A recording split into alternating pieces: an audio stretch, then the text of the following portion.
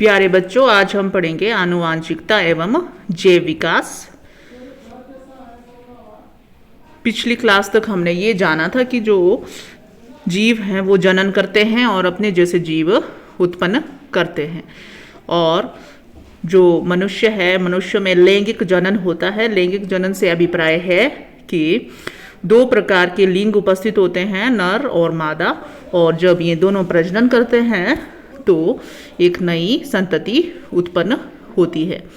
और लैंगिक जनन के कारण बहुत सारी विभिन्नताएं हमारे अंदर आती हैं, फिर चाहे वो पौधे हों या जीव जंतु हों। मानव और अधिकतर जंतु जो लैंगिक जनन द्वारा उत्पन्न होते हैं उनमें व्यक्तिगत स्तर पर अनेक विभिन्नताएं परिलक्षित होती रहती हैं। एक ही माता पिता के बच्चे वो भी विभिन्नताओं से नहीं परे हटते, उनमें भी बहुत सारी विभिन्नताएं आपको देखने को मिलती हैं। तो हम देखेंगे कि जनन के दौरान विभिन्नताओं का संचयन कैसे होता है। जो पुरानी पीढ़ी है उसमें जो संतति है, पुरानी पीढ़ी से संतति तक जो हमारे विभिन्नताएं हैं वो किस प्रकार पहुंचती हैं, और एक नई पीढ़ी में किस प्रकार विभिन्नताओं का एक विकास होता है। तो इस अध्याय में हम यही देखेंगे और जानेंगे। केवल एकल जीव जब जनन करता है तो इस प्रकार के जनन को हम अलैंगिक जनन कहते हैं। यदि एक जीवाणु विभाजित होता है तो दो जीवाणु उत्पन्न होते हैं, जो पुनः विभाजित होकर 4 जीवाणु उत्पन्न करेंगे, और बहुत अधिक समानताएं उनमें होंगी। उनमें आपस में बहुत कम अंतर होगा, जो डीएनए प्रतिकृति के समय छोटी छोटी त्रुटियों के कारण उत्पन्न हुई होंगी। परंतु यदि लैंगिक जनन होता है तो विभिन्नताएं अपेक्षाकृत बहुत अधिक होंगी। इसके विषय में हम आनुवांशिकता के नियमों की चर्चा के समय देखेंगे। आनुवांशिकता क्या होती है? जनन प्रक्रम का सबसे महत्वपूर्ण परिणाम संतति के जीवों के समान डिजाइन का होना है। आनुवांशिकता नियम इस बात का निर्धारण करते हैं जिनके द्वारा विभिन्न लक्षण पूर्ण विश्वसनीयता के साथ वंशागत होते हैं। इन नियमों का ध्यानपूर्ण अध्ययन करते हैं। जो वंशागत लक्षण है वास्तव में समानता और विभिन्नताओं से हमारा क्या अभिप्राय है। हम जानते हैं कि शिशु में मानव के सभी आधारभूत लक्षण होते हैं, फिर भी वो पूर्ण रूप से अपने पेरेंट्स की तरह नहीं दिखता। कुछ विभिन्नताएं उसमें आती ही हैं। लक्षणों की वंशानुगति के नियम। मेंडल एक साइंटिस्ट थे जिन्होंने लक्षणों की वंशागति के नियम का प्रतिपादन किया था। इस नियम के अनुसार माता एवं पिता दोनों ही समान मात्रा में आनुवांशिक पदार्थ को शिशु तक स्थानांतरित करते हैं। इसका अर्थ ये है कि प्रत्येक लक्षण पिता और माता के डीएनए से प्रभावित हो सकते हैं। अतः प्रत्येक लक्षण के लिए प्रत्येक संतति में 2 विकल्प होते हैं। फिर संतान में कौन सा लक्षण परिलक्षित होगा और कौन सा नहीं, यह भी हम एक बॉक्स के द्वारा दर्शा सकते हैं। मेंडल ने मटर के पौधे को लिया था और उसमें उसने गोल और झुर्रीदार बीज नामक लक्षण लिए, लंबे तथा बोने पौधों के लक्षण लिए, सफ़ेद और बैंगनी फूल इत्यादि इस प्रकार के लक्षण उसने लिए।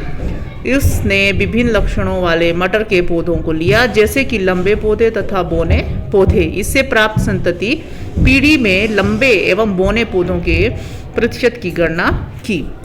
उदाहरण के लिए लंबा पौधा जिसके जेनेटिक मटेरियल को हम कैपिटल टी और कैपिटल टी से दर्शा सकते हैं, और बोना पौधा स्मॉल टी और स्मॉल टी। और इन दोनों में जब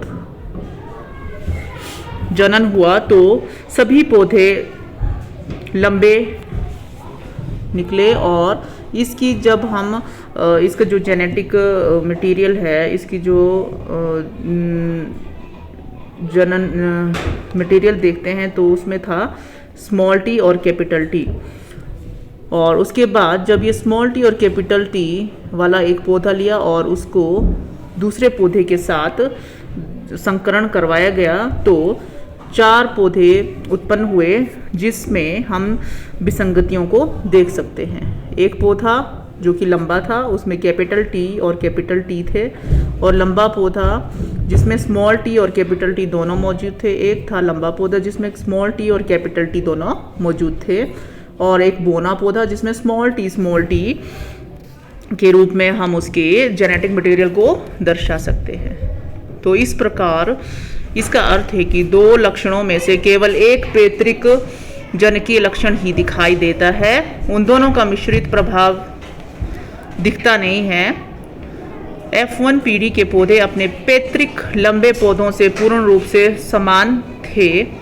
मेंडल ने अपने प्रयोगों में दोनों प्रकार के पैतृक पौधों एवं F1 पीढ़ी के पौधों को स्वपरागण द्वारा उगाया।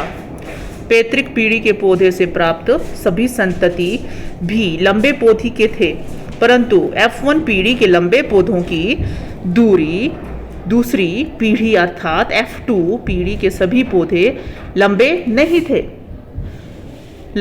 थे, वरन उनमें से 1/4 संतति बोने पौधे थे। ये जो था 1/4 बोने पौधों का था। यह इंगित करता है कि F1 पौधों द्वारा लंबाई एवं बोनेपन दोनों विशेषकों की वंशानुगति हुई, यानी कि कुछ पौधे लंबे और कुछ बोने निकले, परंतु केवल लंबाई वाला लक्षण ही व्यक्त हो पाया। अतः लैंगिक जनन द्वारा उत्पन्न होने वाले जीवों में किसी भी लक्षण की 2 प्रतिकृतियां वंशानुगति होती हैं। जैसे यहाँ 2 प्रतिकृतियों के रूप में हमने रखा था कैपिटल टी और स्मॉल टी। ये दोनों एक समान हो सकते हैं अथवा भिन्न भी हो सकते हैं, जो उनके जनक पर निर्भर करता है। इस परिकल्पना के आधार पर वंशानुगति का तैयार किया गया एक पैटर्न चित्र 9.3 में भी दर्शाया गया है। चित्र 9.3 में भी दर्शाया गया है। तो ये चित्र 9.3 को हमने अच्छे से आपके सामने प्रस्तुत किया है। इसमें लंबा पौधा है जिसमें प्रतिकृति है कैपिटल टी, बोना पौधा जिसकी प्रतिकृति है स्मॉल टी। जब इन दोनों में संकरण कराया गया तो सभी लंबे पौधे थे और उनकी प्रतिकृति थी कैपिटल टी स्मॉल टी। और जब कैपिटल टी और स्मॉल टी वाले 2 पौधों को हमने संकरण करवाया तो 4 संतति उत्पन्न हुए, जिसमें कैपिटल टी वाली एक प्रतिकृति थी और एक प्रतिकृति थी स्मॉल टी जो कि बोने होंगे, और बाकी जो 3 प्रतिकृतियां थीं जिसमें आप कैपिटल टी ने अपने आप को वंशानुगति दिलाई, और इसमें सभी पौधे लंबे थे 3, और एक पौधा था हमारा जो बोना हुआ। तो इस प्रकार हम देख सकते हैं कि किस प्रकार वंशानुगति होती है। तो इसके बाद इस व्याख्या में कैपिटल टी एवं कैपिटल टी स्मॉल टी दोनों ही लंबे पौधे थे, जबकि स्मॉल टी बोने पौधे हैं। दूसरे शब्दों में कैपिटल टी एक प्रति ही दोनों पौधों को लंबा बनाने के लिए पर्याप्त है, जबकि बोनेपन के लिए स्मॉल टी की दोनों प्रतियां स्मॉल टी ही होनी चाहिए। जो बोना पौधा होगा उसमें दोनों प्रतिकृतियां स्मॉल टी होनी चाहिए, और जो लंबे हैं उनमें कैपिटल टी या कैपिटल टी स्मॉल टी, इस प्रकार की प्रतिकृतियां वंशानुगति होंगी। और यहाँ हम कह सकते हैं कि जो कैपिटल टी है वो प्रभावी लक्षण माना गया था, इसीलिए इससे ही हम अगली संतति में देख पाते हैं। और जो स्मॉल टी था वो अप्रभावी था, और इसको हम अगले वंशानुगति में देख भी नहीं पाते, और ये अपने आप को एक्सप्रेस भी नहीं कर पाया।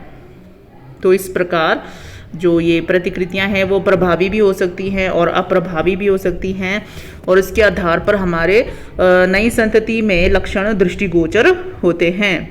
तो आशा करती हूँ कि आपको यह छोटा सा जो लेक्चर है वंशानुगति पर, ये आपको पसंद आया होगा और आप लोगों ने इससे बहुत कुछ सीखा होगा। धन्यवाद।